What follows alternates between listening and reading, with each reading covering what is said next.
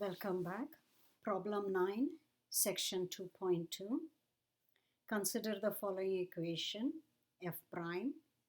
Let fx be cube root of x. For a not 0, use this definition to find f prime a. All right. fx is cube root of x.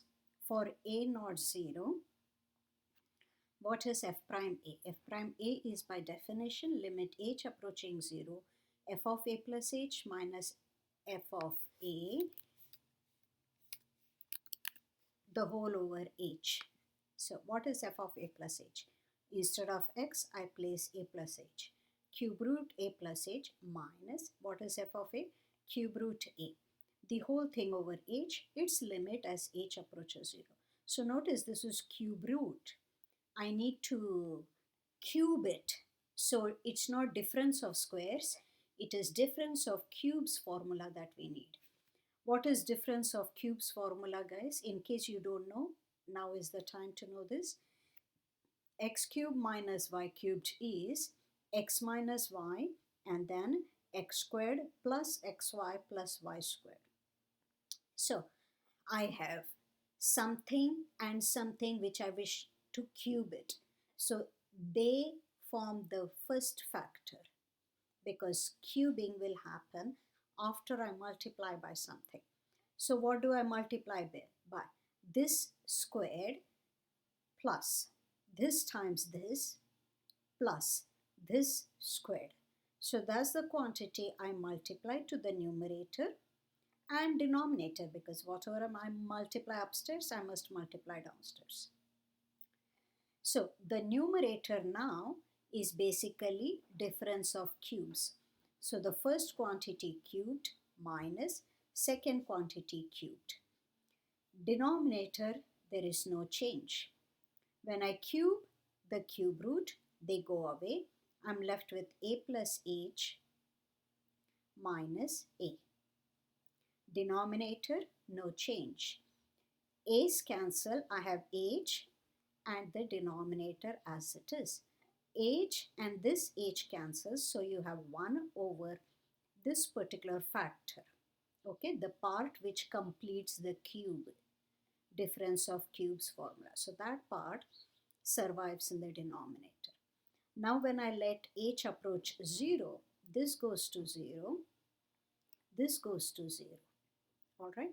So notice what happens. I get cube root a squared, cube root a times cube root a. So another cube root a squared and then cube root a squared. So 3 times cube root a squared.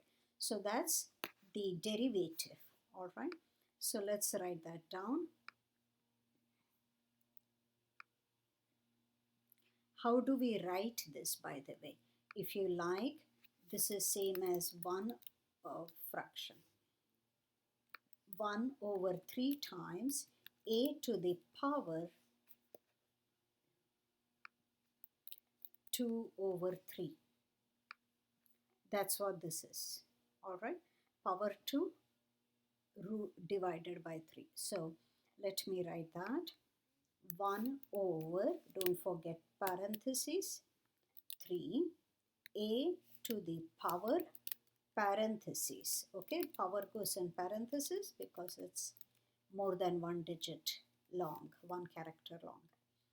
And don't forget to close that parentheses. Correct?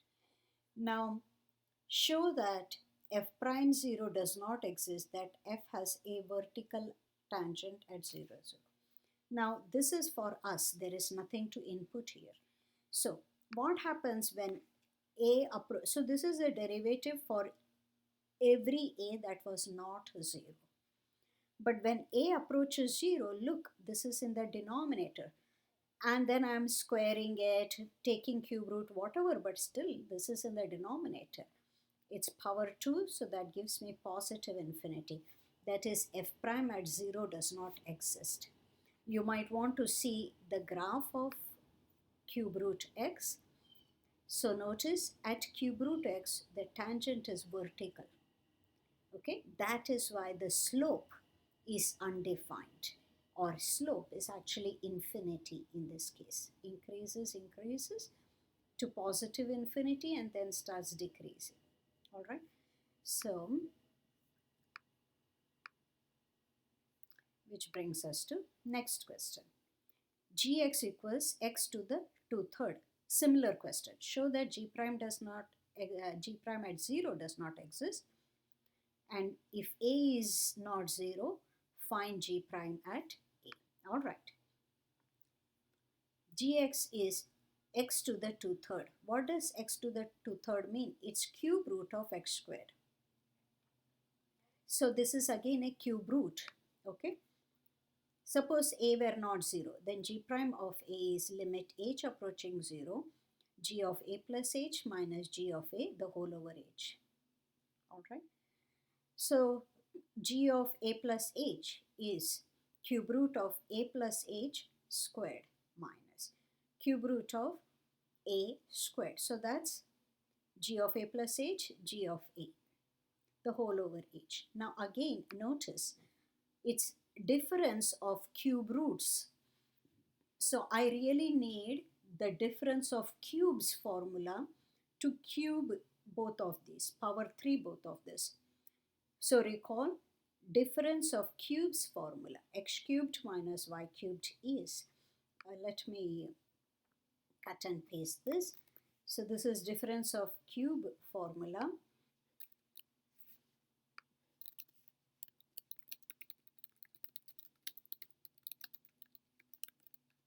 You see? So x cubed minus y cubed is x minus y, x squared plus xy plus y squared. So what we have right now is x minus y, the quantity we want to square. All right? Don't worry about that, not square, cube. Don't worry about this square, that's irrelevant. It's the cube root that we want to get rid of. So x and y are this and this respectively. So I need x squared plus x times y plus y squared. Okay, there is an additional square here, right? So once you have put that upstairs and downstairs, now you are ready to cube both x and y. So when you cube it, the cube cancels cube root, but the square continues. All right.